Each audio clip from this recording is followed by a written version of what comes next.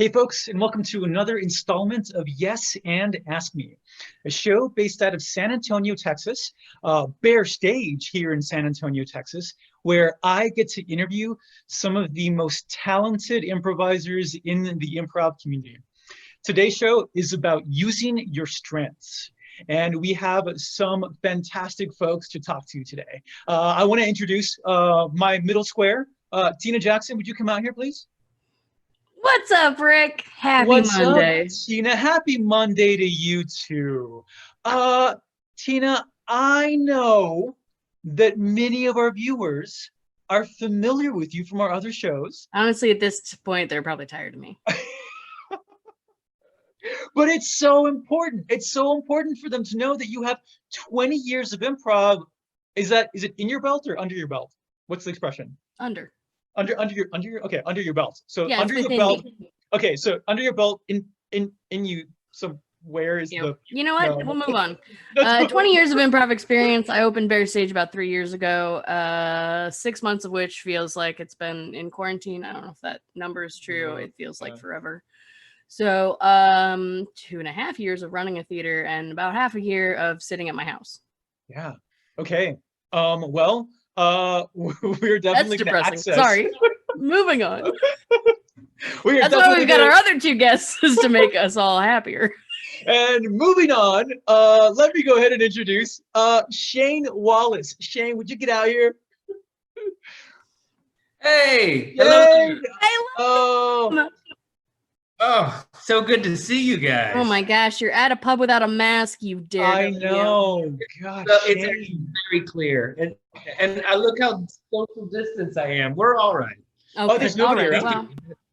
Well. Yeah. Those two behind me are paralyzed with fear. They're just Hey Shane, give us some background, man. How long you been doing improv? Where you been doing improv? Absolutely. So I am a latecomer, late bloomer, whatever you would prefer. But I've been doing improv for about 5 years, and I started out with the short form, the wham bams of the comedy sports and such. And it wasn't until later on when I saw the avenue that Tina was offering of a long form setup.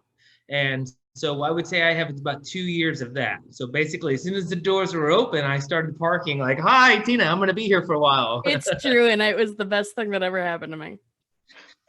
So it's kind of like, it's about a half and half that I've had. So a smaller amount of the different form of long form.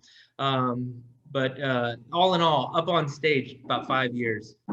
And if you don't know Shane, he is one of the most joyful, exciting energies to see on stage.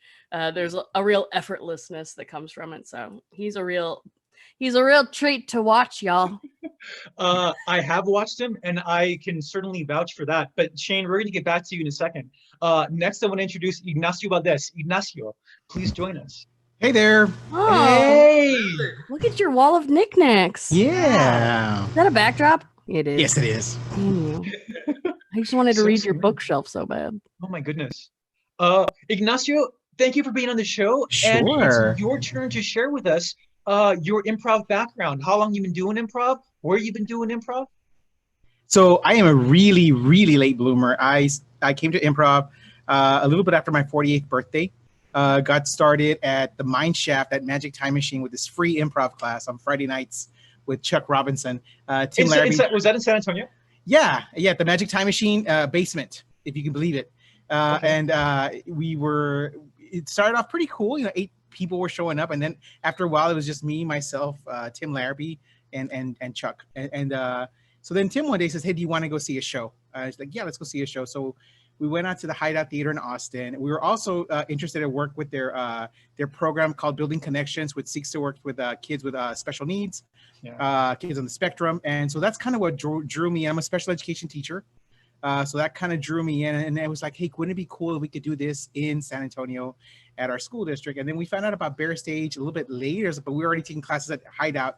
So my goal was to eventually take classes at Bear Stage, but I really wanted to come in and just support and help out the community as I could. So I learned how to run box office, help with cleanup, help with Big Little Comedy Fest, whatever they needed, was there for that. It was there for every single jam seemingly Every single time there was any kind of a free opportunity to do something, I was there. Went to Rick's training montage a couple of times and got some really good feedback. I'm just gonna say really good feedback. And took it to heart, and I'm working on that. So kind of a late bloomer. Most of it late has bloomer, been, but an enthusiastic participant. The day you started, I think improv grew. So Ignacio's everywhere. It was funny at some point when somebody was like, why isn't Ignacio blah blah blah, and I was like, oh, Ignacio's not actually a student, and they were like, what, but he's here all the time, and I was like, yep. So when we had an opportunity to get you into classes, I was like, here he comes. Yes. So but you were taking improv classes in Austin at the Hideout first, right? Was it a whole year worth of classes? I went through level 1 through 6. I know those last few levels were tough to get through. Because we were driving up there literally every Sunday for about a year, every single. And then there was then Saturday night shows, and there was some Friday night shows, and a couple of jams on or free French on a Thursday. There was just always something up there. And then you come to find out there's different theaters up there that are kind of offering a different form of improv, and that was cool, and to go see some of that as well. Yeah, the Austin scene is really cool and expansive because there's so many different personalities to each of the theaters. Tina, what are we talking about when we say that as improvisers, we're playing to our strengths? We're using our strengths on stage. I think there's a couple ways to look at it. The one I'm most interested in today is about how we use what kind of person we are, who we are, Ignacio, Shane, Rick, Tina. To contribute to our improv, who we are as a person coming out on stage in various forms, right? Sometimes we can say playing to our strengths is like, oh, I'm really good at character stuff, so I'm always going to hit character stuff. I'm talking about who you are as a person and how your personal tendencies and your personal life translate to an improv stage, using your personal strengths to bring out better improv for yourself. I want to make sure I get this right. So you're not specifically talking about those improv skills that we develop along the way. Like you mentioned, accents character or voices voices. Object work. It's not necessarily playing to, oh, I'm so great at object work, I'll make sure I'm doing object work in every scene. It's not necessarily using all of those improv skills, but it's using your personality traits. And how does that show up on stage? How does who you are make you an improviser? Right. So how does who we are as a person show up in our actual scene work? And I want to go back to you, Shane, because earlier we were talking about how you're kind of a joyful, bubbly presence, Shane, and that's true about you just having a conversation with you in the lobby, but it's also true about you up on stage when you perform scenes. Now, I want to say that you and Tina have a group called The Bright Side. Shane, do you want to tell us how what your ask is at the beginning of this duo of yours? Well, it's funny. So we actually want to start with the car accident, and then we want to get to where we're going. So we say, we try to find out, hey, so how was your week? What's something that happened to you that was terrible? Which we do usually start by talking about our terrible weeks, because we've always somehow every time we do a show, it's like something big has happened to one of us that week. That's like, well, what's our trauma this week? And we're so loaded up, ready to go. We're loaded. We're ready. Together, it's like, look, I don't know what's going to happen, but this and this and this, and you're going to have to deal with that. And then it's like, okay. I've appreciated when you and Tina do that, and you actually check in with the audience for a little bit, and see how we're doing. And I think that kind of disarms us and gets us on your side, Shane. When you start with the improv, it's like, okay, we like where this is going, because you kind of connected with us there for a moment. Right, because I feel like then when you pull everybody else in, it's like they're almost a part of our scene as well. Whatever they were dealing with or that they would love to really see, it's automatically their thing that's on stage now. And where is this taken? Rather than okay, I heard cardboard, boom, and it's, you can only go so far with that. Right. But I think one of the Go ahead. Sorry. If I somebody lost an heirloom, and it's like, oh well, they're promising this is going to get better for me. So what happened? Yeah, our show does try to look on the bright side of like a car accident or a terrible thing happening, dog dying or being fired, or like several of the shows that we've done have focused on just terrible things, but like what's the good that might come out of it. And that was very much influenced by Shane's general personality. When I was like, oh, I want to do a show with Shane, what's a show I want to do with Shane? One of it was like, I just want to be Shane. I want to look on the bright side of something that fucking sucks. And I want to try to channel that energy. And when we do this show on stage, what I normally find is we get this terrible suggestion, right? The suggestion of something that goes terribly wrong. And my instinct for initiation is like, well, everything sucks. And Shane's like, oh, well, we'll just, and he kind of flutters around for a while and just like everybody loves him. And I was like, oh, I went too dark and now I have to bring myself up to a Shane level. And every month when we do a show, like it strikes me every time where I was like, man, I went really negative first. And Shane is just made of effervescent bubble juice. And it's always interesting how you get there. You guys did one on reading a will. There was a funeral, and I was like, oh, there's no way. There's no way they're gonna see the bright side of this. And there it was. I don't even remember what we did. Yeah, no, it was we did it. And all of that, I don't know. So granted, along with my blood type, I'm B positive. I try to not go any other way. I wonder if there's something medically to that, because he is so positive. I don't know. I like to think I was O negative and I just stopped it and I turned it around. Or something. Oh man. But before Shane and I had this duo, he was somebody I just loved watching. I loved being around him as a person, which is why, his former scene partner left town for Chicago. And I was like, an opening. I scooped him up before anybody else could. But he's just like somebody who's naturally just like somebody you want to be around. And so our show is a show that I feel like is a little bit more of that breath of fresh air of like, this is going to be fine. And not that there isn't opportunities to do that for the rest of improv, but to really channel that energy, to channel that Shane energy into a show, I think is something that I always look forward to. I never know what we're going to do. We warm up by just having a beer together and then get on stage. And I'm usually just smiling, just waiting for whatever rock's going to drop that we can fix. Yeah. It's just really fun to do. It brings out the really fun aspects of improv and takes away any of the work that might go into it or any of the headiness or thought to just play. And I think Shane's a very playful person. And I think that comes out on stage. Shane, I'm going to ask you a question, and I hate the way that I'm going to ask it because I'm giving you the answer that I'm looking for. But I have to know. You look like you're having so much fun up there. Is improv a joyful experience for you? Absolutely. No, that's a huge understatement. The funny thing is, it's almost like the cavemen were playing around with wheels before wheels were invented, because I've been doing improv like for 30 years, and then like I come to find out that it's an actual thing that I can get good at. It's kind of wild. Like I want to say like maybe it was because I was a baby and I would go and scene, But, no. I totally believe that. The playfulness where honestly, whether it's a strength or a weakness, I would never take myself seriously. Even if you go back to school, I would always get talks excessively, but an asset to the class. It was like, you have to have both. It's always problematic, but we love it. And so, but we like him.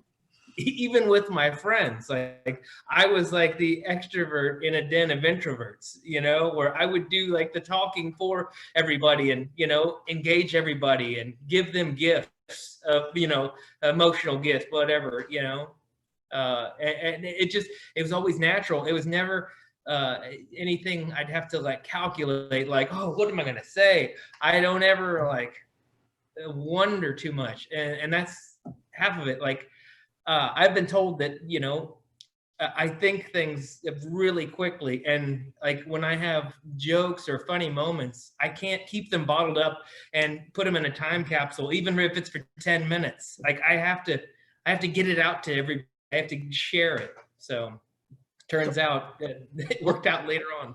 Yeah, I want to good. jump on that. I feel like I can relate to that, Shane. I too feel like I've been doing it my whole life. And it's when you're relaxed, when you're with friends, when you're just so comfortable, it just comes so quickly. My struggle has been on stage sometimes where I like, oh, that's not clever enough, or oh, that's not funny enough, and then you get in your head a little bit, right? And you're trying to kind of drive it a certain way instead of just being in the moment and reacting to that. I saw one of my first experiences at Bear Stage was with Shane in Improv Royale on a group called A Bad Thing Happened.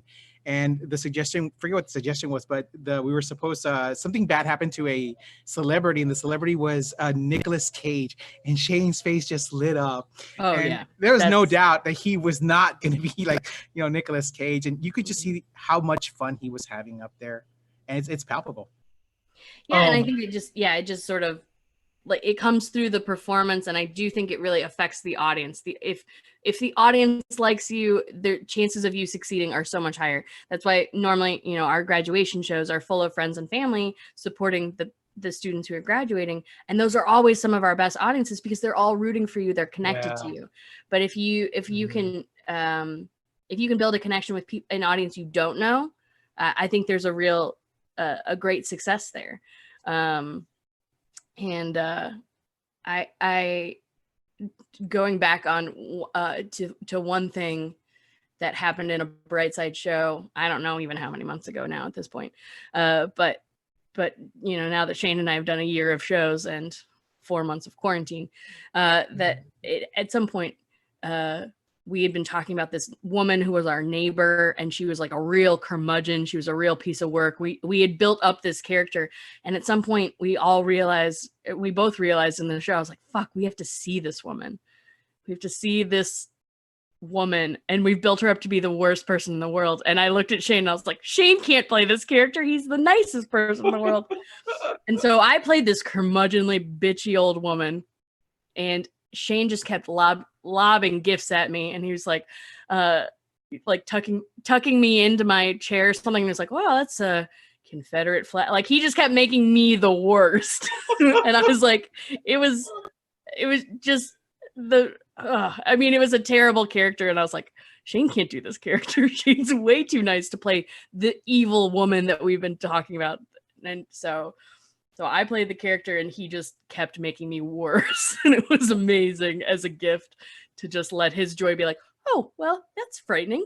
I'm just going to keep tucking you in and let you be the old racist that you are. So Tina, you mentioned connecting with the audience. Now, yeah. I actually want to turn that a little bit around to connecting with your scene partners.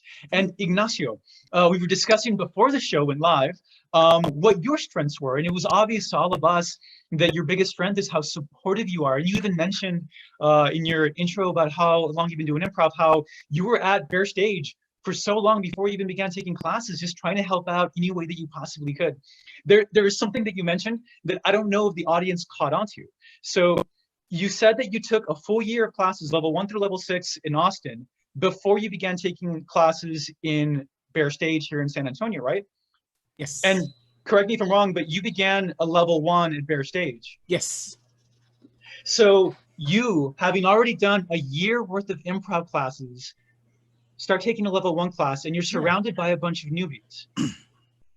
Yeah. And I've seen you perform with your team, Dinner with Your Dad, is that right? Yeah. Yeah. I've seen you perform with them on stage. And what I can say with absolute certainty is how you worked so hard to take care of your classmates up on stage. And while I was never in a class with you, I didn't get to see you in your level 1 class, I have no doubt that probably translated to your actual class practices as well. Is there a question? I'm sorry. I agree with all of this, He's Rick. like, no. Yes. Keep going. So here's the thing.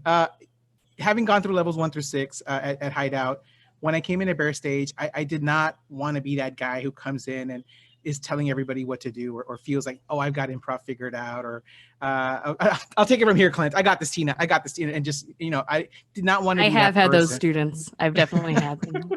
So they're so much fun. And I wanted to start at level 1 to build something with this group, right? To come up together with them. Because I see, Rick, I saw the class that you started with and how we went through several different morphs, right? Into the class that eventually ended up as Mythos, right? Yeah. I've seen other groups kind of come up like that, and people fall off and people come on and people retake a class. And I just kind of wanted to build something with them and start. I think starting at level 1 was the best place. And I had some knowledge of some do's and don'ts. So if there's a 3-person scene and I find myself in that, find a way to support, find a way to, leave the scene or add something and back off, or maybe be somebody's hype man or find another way to work in there to give them a chance. And I was blessed that I was with a great group of people we had a 14-year-old even who was just dynamite. She's dynamite. And we were killer. Yeah. And we're at our show, at our level 1 graduation show, and she's not coming off the back wall. And I know we're not supposed to pull people off the back wall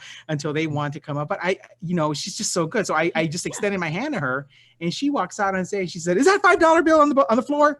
And she had something, right? What am I worried about? Yeah. The thing that she needed help with was taking that step off the back wall. Because you're absolutely right. Once she was on stage, she had it. She knew exactly what she wanted to do. She was just having trouble taking that first step. And you gave her the ability to do that because once she was on stage, she was fine on her own. But I do think in the context of your first show, I think taking those first steps can be really difficult. But that's the thing that you're not, that you're secure enough in that you can say, hey, I have the ability as a level 1 student to notice that one of my teammates needs a little help, needs a little kick off the back line. And I think that's very much a personality trait of yours in general. Is I see that one of my friends or that one of my Facebook connections or one of my coworkers at work needs a little help. I've got the ability to help you take that step so that you can take the rest of the steps on your own or support you while you do that. And I think that's one of your personality traits that I admire so freaking much, that you bring to the improv stage. That's certainly an example of you doing it. One thing that so Tina, you mentioned early in the show that what we're talking about here are not those improv skills we develop over time, but who we are as a person. And I think it makes so much sense, Ignacio, that you're an educator and you've been an educator for many years in your non-improv life. And I love that you bring that with you. You didn't hesitate to bring that with you to your classes, to your performances. And I also think that whether you realize it or not, there's this thinking about your scene partners takes energy. It takes that thought away from you onto somebody else. And so you become one of those improvisers that is not just thinking about what you're going to say next, how you're going to initiate the next scene. Instead, you're thinking about how you can take care of the people that are on stage with you. Mm-hmm. And that makes playing with you so much fun. Well, it makes it so easy too, because whatever you do, Ignacio's got your back. I think there's a freedom that comes with being a scene partner to somebody who is so supportive, in that wherever you go, you've got company. And so there's no risk in playing with Ignacio, because he'll be there with you no matter what. And he'll help you dig yourself out of a hole or dig yourself deeper in a hole, whatever the scene really calls for. You will have company in that. He will not hesitate to be that person for you. And I think, it's one of the things that I think is so great about improv, and one of the things that makes improv so beautiful and unique as a art form is because really every show takes the shape of its players. People who are really giving or really vulnerable or really emotional or really strong actors, or whatever it is, your show takes that shape because of the people who are in it. Every show is different because of the people in it, and that's I think a true celebration of personality within this art form. Is that that we can play to our personal strengths and still be able to stretch our imaginations. Yeah, I think that's really neat about so it. Shane, your performances, at least what I've seen at Bexar Stage, are so incredibly consistent. I gotta know, do you ever have a bad day? Like, are you ever just like in a shitty mood? It does happen. But I try not to like get encased in that. And so one thing that I've kind of noticed, a kind of like a mantra that I've kind of kept so long is that nothing is promised and everything is temporary. And so it's kind of like my drive. For whatever happens in my life, whether it's the best moment I'm having or it's a bad moment. It's the best moment would be like, hey, that time it's, hey, we can move on. Yeah. So if I do, I try not to give it too much power, especially if I don't have control of it. And I certainly, I try not to share a bad time with other people. And, like if something happened to me, I soon want to move on and transition to something else, maybe a distraction of friends or something like that, and to, what we have, rather than me having anxiety, uncertainty of something else on my mind. It's better to just be in a moment with a partner. And then I don't know if I'm getting ahead, but when we talk about like playing to strengths, like one of the worst things about me is like I can't play poker because like 90% of all my communication is right here. And I imagine I can't join the CIA. I just all of a sudden I have to be like some sort of spy for terrorist organization, and just like, you guys, Is it fun to sneak around? I remember a night at a bar, probably about a year ago, and Shane and Brian Scribner and I were all drinking at the bar, and Brian and I have often talked about Shane and how he doesn't, even when he has bad days, he's not somebody who typically suffers from those bad days the same way that other people do. And it's admirable and confusing.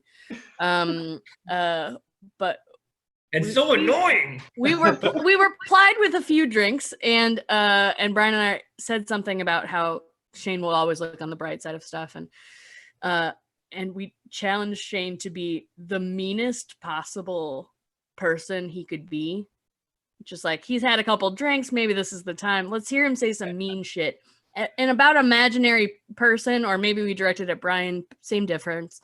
But like, just to say some mean shit, and it was so kind. It was like, even under all of these circumstances, he just couldn't do it. And I think that contributes to his characters too, is because even if these characters are so deeply, deeply flawed, you have to love them. You have to love them because they're made of Shane. And there's no person on earth who could not like Shane, I swear to God. I agree. Do you remember that, Shane? I was trying to get you to say really fucking awful stuff. You were just like, say something mean. Like, what if Brian had killed someone in your family? Like, we were just trying to like give him the supply to say something fucking awful, and he just couldn't do it. He was like, I'm sure you had your reasons. Was it out of passion? Was it an accident? Was it an accident? I want to believe it was an accident. Are you okay? I don't want to.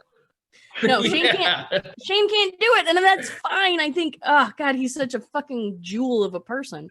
You don't actually want him to be bad or mad. If I had broken Shane in that evening, I would have. Imagine that. I would have jumped off a cliff, Shane. I would never purposely break you. All right, so Ignacio, Mr. Educator, Mr. I got your back, Mr. Support, Mr. Dad too. Mr. Dad. In improv, being the supportive guy, helping out your scene partners, what do you get out of that? If I can see somebody else having a really good time, or if I can just add just a little nudge to their scene, that for me, that's in life too, I think. I even tell my staff that if I do my job right, nobody will ever know me or hear about me or see me. It'll be them shining. And I think it's the same thing on stage when you get somebody on there and if they're on, and if I can just add a little bit to that, because you want to kind of be a part of that, right? I am weak with scene initiations, but I can go in there and support. And if I can go in there and support, add a little something, you know, and I'm gonna do it. And for me, what does that bring to me? It definitely fills my heart. It definitely fills my bucket, and makes me want to do it again. And I think I'm just hyper listening and trying to see how could I get in there and do this. And the cool thing has been that even like things like watching Key Party or whatever, seeing some of these other performers have a hit, and it's like, yeah, that's right. Like that, I would have done that too. Like, you know, it's so you start kind of like identifying with some of that. Mm-hmm. I when I first started improv, well, no, I don't even want to say that. When I moved to Chicago in 2007 to start taking classes and like really pursue like a career in comedy versus like just having it as a thing that I do, I joined a team that I was on for 10 years that is like my improv family, like the closest people to my improv heart. And I would say on that team in particular, especially at the beginning, that I was way more of a support player than I was any sort of initiator or the lead of a scene or something. All those are in quotations because I don't really believe in them, but that just to simplify words. But I never really took the spotlight. I was definitely a supportive player. And I think that was very much a contributing, that was very much where I was in my life right there, was I think everybody's funnier than me. I just want to be there. I want to participate. And I love these guys and I want them to look good. So whatever I can do to make them look good. And I think there's something so valuable to that. I really see Ignacio and like my earlier improv self as well. And I think as I grew some more confidence within improv, I started taking up a little bit more space on stage and finding a little bit more of a footing. And I think that really mirrored my personal self, really mirrored my onstage self as well. Yeah. As one of us grew, so did the other, to expand the ability to do more. And so I don't want to say, even, you know, people who spend their whole lives being support players are amazing. And I think can be such amazing and amazing. I've said it so many times. I'll say this, Tina. Great improvisers. I'll say this. Sometimes taking that first step and being the first one on stage is being supportive. Yeah, absolutely. Because you're looking around and they're all kind of like, I guess I have to be here. Yeah. All right, here we go. And also trusting that they're going to have your back on that. You know, so sometimes that's exactly what it needed. And you go there and it still doesn't have to be all about you. You could still support even in that sense, right? Of course. Yeah, but I would say that my offstage life and my onstage life has really mirrored a lot as I have grown as a performer, have I also grown as a person and vice versa. So, you know, 20 years of technical experience has led me to the improviser that I am, but it's also led me to the person I am. So I think it can go both ways, not just you using your personal strengths to improve your improv, but as your improv improves, so does my confidence. And my confidence has made me a much different person off stage as well. It's made me more of a leader. It's made me, you know, more of an educator as well. And I think those have really gone hand in hand. So I think who you are as a person and who you are as an improviser are often very similar. Now, I think there's also a total freedom to being somebody completely different than who you are. Like if you are a straight buttoned up office kind of person, to be able to get on stage and go absolutely apeshit wild is probably really freeing for you. But I still imagine that some of who you are as a buttoned up office person will contribute to some of your scene work, whether that's intellectually, whether that's physically, whether that's emotionally, whatever that is still very much a part of you. And I think that's what makes improv beautiful, is whoever you are will be seen. Yeah. And I think that often scares people away early on, where it's like, no, I want to play make-believe. I don't want to be real. And it's like, shh, they're the same. So Tina, I think, go on. Oh, no, I was just going to add on that what I noticed from Ignacio, that being able to have the occupation where you have to be on the lookout to everybody else being on the same page and supportive. And if somebody's falling behind or isn't with it or not engaged as much, you kind of get them up to speed. That does wonders in the improv scene when you have a lot of people who maybe haven't played together or have something else happening where they're just not as committed. And let me tell you, nothing puts you more at ease than when you can see all of the life rafts on the ship or the emergency exits. Like, oh, okay, we're gonna be fine. Like everything's under control. Here's the bumpers. We're in a safe place. And Love that. I know I that love when that. the guy It's a is great going to ask analogy. me to do something, I've got it. So Yeah. absolutely. It's an extreme relief because it's almost like you're doing your cart flips with a net. You know, no matter what happens, you're going to bounce and come right back up. Yeah. So Tina, we don't have a lot of time left, but we have a question from Twitch. I know. I like the question. Yeah, it's fascinating. So the question here is, what are there personality traits that don't translate well to the world of improv? Yeah. I think selfishness would really be one.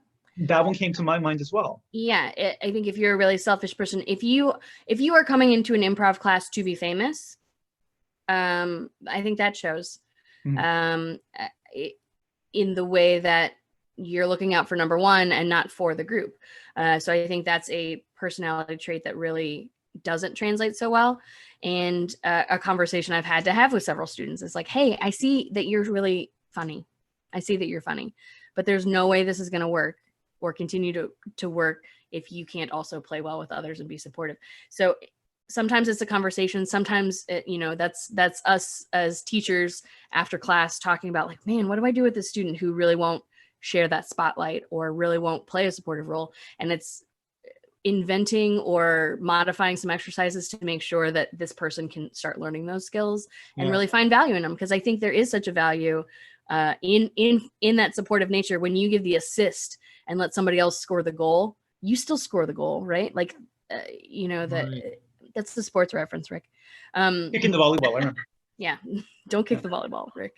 That you still feel very much a part of that move. Oh, that move happened and you handled it so brilliantly, but it was only because I passed you the ball. And if you can feel the joy of those moments, we can let some of that selfishness go. But I've also learned in teaching so many level 1 classes and talking to so many level 1 students is how even the very simple exercise that we do day 1, level 1 of yes and can really open up so many doors for people who are like, man, I didn't realize how often I said no until I started focusing on saying yes.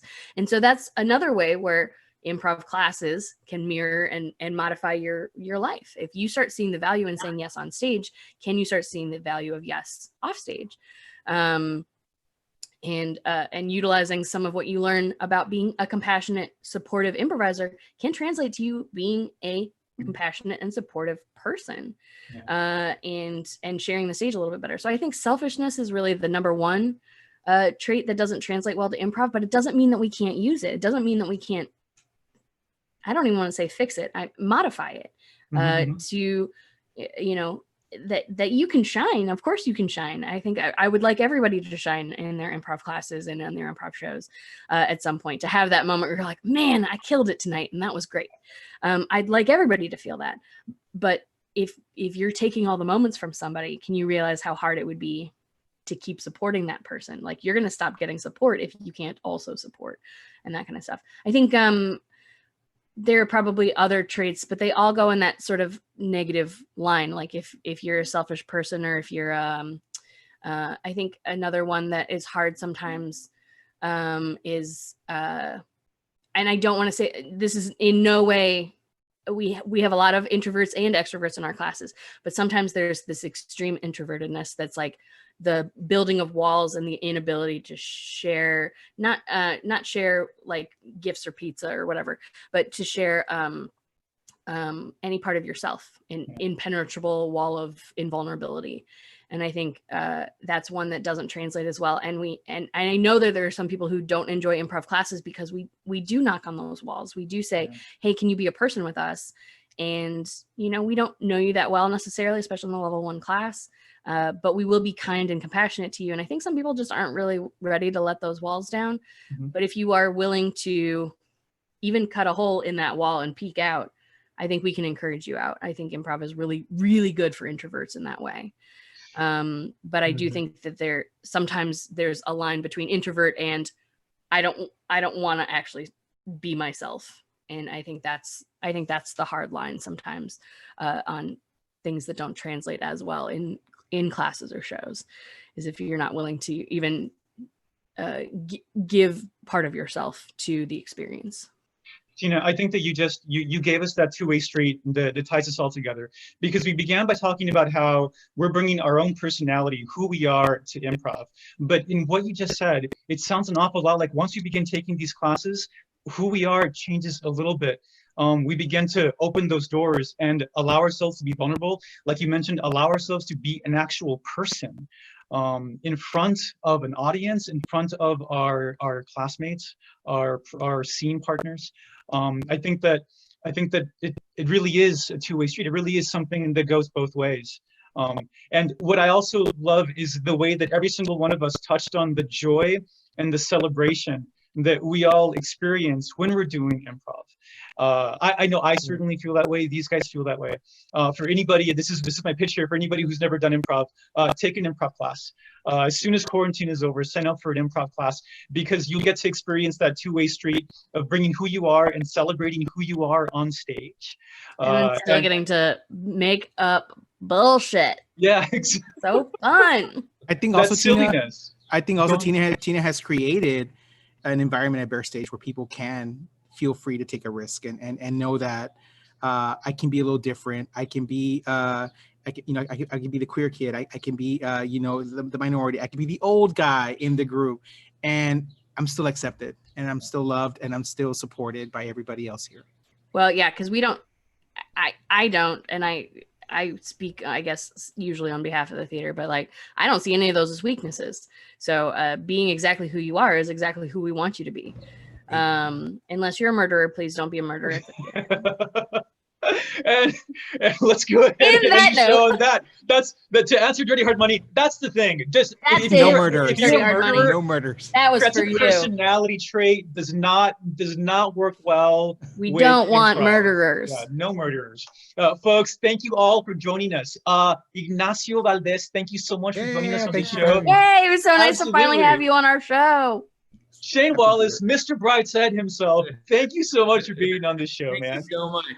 I love him. And Tina Jackson, my middle square, thank you for herding all these cats. Appreciate it. That's me, herding cats. And for everybody on Twitch who's watching live, who commented, thank you so much for your comments. Thank you so much for your support. Much appreciated. Folks, I want to say something that you all already know, and that's that things are a little bit crazy when you walk out your door right now. Don't walk out your door. Don't walk out your door. Don't murder people and don't walk out your door. Where the world is in transition. And what I can tell you with certainty is that small businesses and local theater, local live theater is hurting right now. If you like what you saw right now, if we picked your interest with regards to improv and what improv means, and you're not in the San Antonio area, go online, find an improv theater and find a way to support them, and then bookmark them. That way you can go visit them after quarantine. If you're in the San Antonio area, if you've been to Bear Stage, if you like what you saw today, go to bearstage.com and there's a donate button right on that homepage. Folks, thank you all again for joining. I had a wonderful time talking to you, and I will see you all on Wednesday. Bye. Yeah.